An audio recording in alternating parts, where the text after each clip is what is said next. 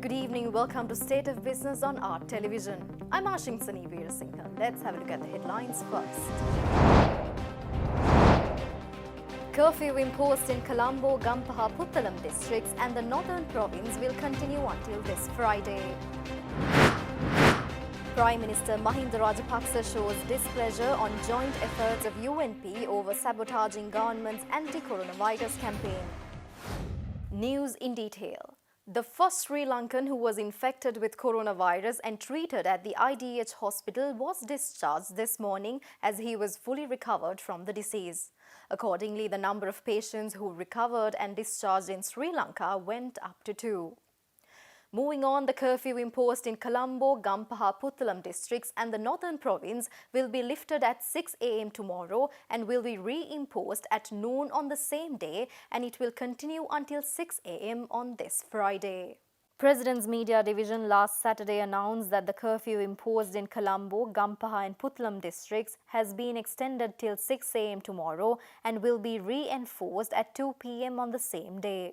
However, the President's Media Division today announced that the curfew imposed in Colombo, Gampaha, Puttalam districts and the northern province will be lifted at 6 a.m. tomorrow and it will be reimposed at 12 noon on the same day and will continue until 6 a.m. on this Friday.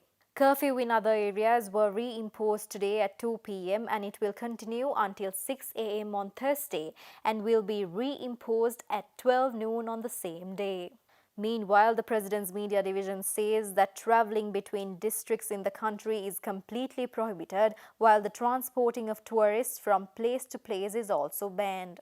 However, the government informed that farming activities such as the transportation of rice and other essential items are allowed to continue even during curfew hours. Many cities and regions of the world are being locked down and various global business firms are facing turmoil due to COVID-19 or novel coronavirus. At this juncture, 80 cities in India, including New Delhi, Mumbai, Kolkata, Chennai and Bengaluru, are in complete lockdown during this month as India attempts to contain the spread of coronavirus. Accordingly, more than 338,900 confirmed COVID-19 cases are reported globally with more than 14,600 deaths. However, mainland China has been seeing a major drop in its daily tally of new coronavirus cases as the capital Beijing ramped up measures to contain the number of infections arriving from abroad. The National Health Commission said China had 39 new confirmed cases yesterday, which is down from 46 a day earlier. However, many European countries such as Italy and Spain are still in search of ways and measures to curtail this spread. As of today morning, more than 59,100 confirmed COVID-19 cases are reported, along with more than 5,470 deaths. Meanwhile, tweeting that extraordinary times call for extraordinary measures, Chief Minister of Delhi Arvind Kejriwal announced that a lockdown from 6 a.m. today to March 31st is imposed in New Delhi.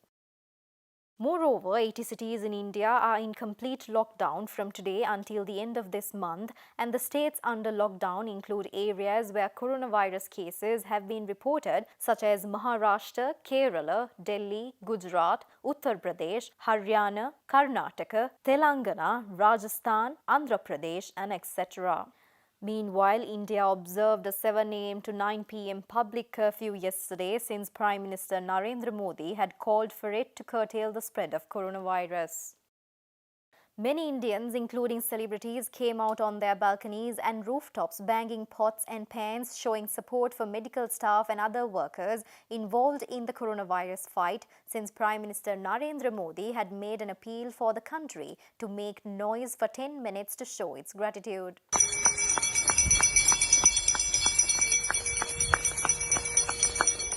Moreover, on the business front, global fast food franchise McDonald's closed all 1,270 of its restaurants in the UK by the end of today as fears over the spread of coronavirus escalate. Formerly, the fast food giant closed its seating areas but had continued to offer takeaway and drive-through services. At this backdrop, Dubai Courier Emirates took a U-turn on its decision to suspend all passenger flights shortly after it said it would halt operations from March 25th amid the novel coronavirus outbreak. The airline said it received requests from governments and customers to report the repatriation of travelers and will continue to operate passenger flights to 13 destinations, down from its usual 159. Moreover, several leaders of the world are under self-quarantine due to having contacts with COVID-19 positive patients, and German Chancellor Angela Merkel is currently in quarantine after a doctor who gave her a vaccine tested positive for coronavirus. The Central Bank of Sri Lanka urges the public to use online payments or withdraw cash at less crowded ATMs of any bank as a measure to curtail the spread of coronavirus. The Central Bank of Sri Lanka, which is the apex institution in the financial sector in the country, has been introducing several measures to ease the pressure on the exchange rate and prevent financial market panic due to the COVID-19 pandemic. Accordingly, the central bank last Thursday announced that all licensed commercial banks and National Savings Bank should suspend facilitating importation of all types of motor vehicles with immediate effect other than those excluding specifically under Banking Act Direction No. 1 of 2020. CBSL also asked banks to suspend facilitating importation of non-essential goods specified in Banking Act Direction No. 1 of 2020 and to suspend the purchase of Sri Lanka international sovereign bonds by licensed banks in Sri Lanka. Meanwhile, the Central Bank of Sri Lanka reduced the standing deposit facility rate and the standing lending facility rate of the central bank by 25 basis points to 6.25% and 7.25% respectively, with effect from last Monday. The decision was taken considering the urgent necessity to support economic activity with the rapid global spread of the COVID-19 pandemic and its further spread in Sri Lanka. Meanwhile, the central bank urged all licensed commercial banks and licensed specialized banks to keep their branches open at least for 2 hours today when police curfew is lifted in order to provide urgent banking services to the general public. But CBSL requested the public to use online payment methods for their daily transactions and to withdraw cash at less crowded ATMs of any bank. Furthermore, CBSL also advised banks and the general public to take necessary preventive measures in providing and obtaining such services. Stay tuned for more news after this short break.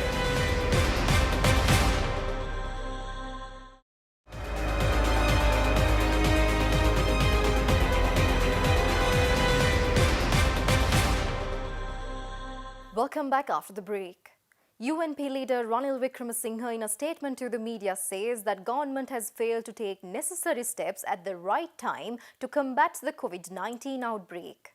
In a 3 pages long letter, the UNP leader also suggests the government to go for policy decisions facing the issue with all the parties. UNP leader Ranil Wickremesinghe says that as a country, Sri Lanka failed to take necessary actions to control the spread of coronavirus in the country.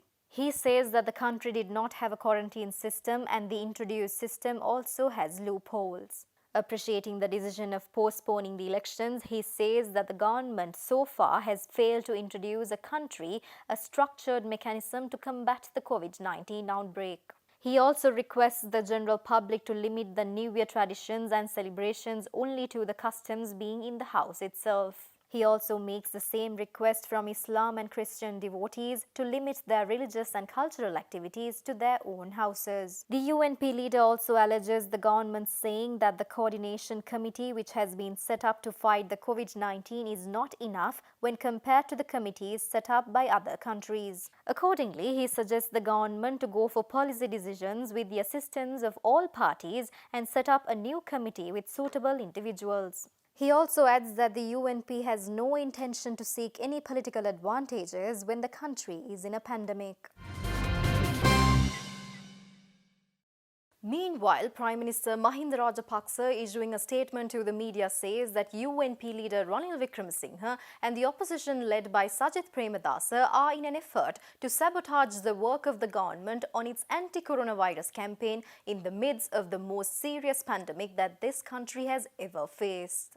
Prime Minister Mahinda Rajapaksa claims that on the day that a country-wide curfew was declared to prevent the spread of coronavirus, UNP leader Ranil Wickremesinghe issued a media release stating that the previous government led by him had not passed a budget for 2020, but that they had passed only a vote on account which would last till the 30th April 2020. Premier Rajapaksa further adds that the UNP leader contends that after the 30th of April 2020, the present government would not have the legal right to allocate funds for any purpose whatsoever. Former opposition leader Sajith Premadasa has also been repeatedly making the same assertion via the social media. Premier Rajapaksa outlined that under Article 150 of the Constitution, the President is vested with the power to allocate funds from the Consolidated Fund to maintain government services after Parliament has been dissolved. Accordingly, the public should not entertain any fears about the availability of funds for the anti-coronavirus campaign and to maintain other government services, Prime Minister Mahinda Rajapaksa says. He further adds that they unreservedly condemn the UNP's attempt to sabotage the work of the government and the anti-coronavirus campaign in the midst of the most serious pandemic that this country has ever faced. WHO representative Dr. Razia Pence highlights that reducing the number of COVID-19 positive cases in Sri Lanka allows the health system to be prepared and not overwhelmed. Addressing an online-based seminar organized by Ceylon Chamber of Commerce, Dr. Pence also pointed out that the country's industries and employees should understand that this is the first pandemic in the age of social media, which paves the way for a large amount of misinformation being passed around. Dr. Razia Pence, who represented the World Health Organization at the webinar, said that Sri Lanka has irregular cases, but transmission is spreading. She also added that reducing the number of cases allows the health system to be prepared, but in any case not to be overwhelmed. Dr. Pence further added that as this is the first pandemic in the age of social media, authorities must be vigilant over the misinformation being passed around. She stressed the necessity of providing correct facts by the organizations instead of allowing rumors and fear to spread. The WHO representative also added that the virus spreads through droplet infections and this could be on your desk and other things around you and can stay alive for many hours. She advised to disinfect your work surfaces, tables, cell phones and desk telephones, other frequently used surfaces, adding the importance of planning and implementing work-from-home procedure whenever possible to ensure the safety of workforces. Public Health Services Deputy Director General Dr. Pabba Palihavadana discussed the swift tracking and quarantine measures taken by the health services sector in containing the spread of the virus. She also added that all cases and suspected cases have been followed up, including people the suspected patients were in contact with. In terms of management, National Institute of Infectious Disease consultant physician Dr. Ananda Vijay Vikrama pointed out that clinical care should focus on early recognition and immediate isolation. He also warned symptoms to look out for included fever, fatigue, dry cough, loss of appetite, body aches and difficulty in breathing, adding that however, there is no necessity to panic as there is possibility to control the spread of the virus if proper measures are taken. Army Commander Lieutenant General Shavindra Silva expressed satisfaction over the fact that 15,000 persons who had returned from overseas between March 1st to 15th had heeded the government's call and registered with the relevant police stations. Addressing the media last evening, he said that there are 3,458 persons under observation at present at 45 quarantine centers, and out of them 31 are foreigners from 14 countries. However, we also received reports claiming that certain individuals in some areas are still neglecting the call for quarantine process, and here SPC Chairman, Consultant Neurosurgeon Dr. Prasanna Gunasena warning on the bad effects if anyone is to avoid the quarantine process. ඔබ දන්නවද මේ වෙලාවේ එංගලන්තේ London නුවර හුස්ම ගන්න බැරි ලෙඩ්ඩුන්ට හුස්ම ගන්න බටයක් දාලා මැෂින් එකකට සම්බන්ධ කරන්න පොලිමේ ඉන්න ඕනේ පොරොත්තු ලේඛනේ ඉන්න ඕනේ. ඒක වෙලා තියෙන්නේ මේ කොරෝනා ආසාදනය නිසා. ඒ නිසා ඔබ නොසලකලිමත් වුණොත් නිරෝධායන වැඩපිළිවෙලට ඔබ උදව් කරේ නැත්නම් අපේ රටෙත් මිනිස්සුන්ට හුස්ම ටිකක් ඉල්ල ගන්න මැෂින් එකකට හයි කරගන්න පොලිමේ ඉන්න වෙන දවස වැඩි ඈතක නෙවෙයි. මේ නිසා ඔබ වගකීමෙන් යුතුව නිරෝධායන කටයුතු සියල්ලටම සම්පූර්ණ සහයෝගය දෙන්න. With that, we are wrapping up today's news. Let us all take the responsibility to stop the spread of COVID-19 pandemic. Do not forget to wash your hands and stay safe at home. Join us tomorrow with State of Business. Until then, take care.